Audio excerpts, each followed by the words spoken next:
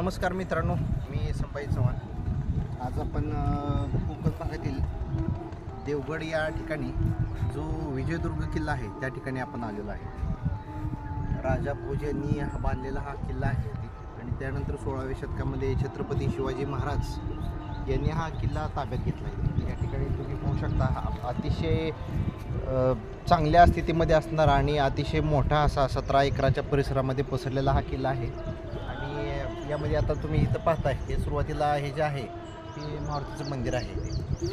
आणि आता आम्ही प्रवेश करतोय आतमध्ये किल्ल्यात. पाहूया पुढे काय काय शूटिंग चालू.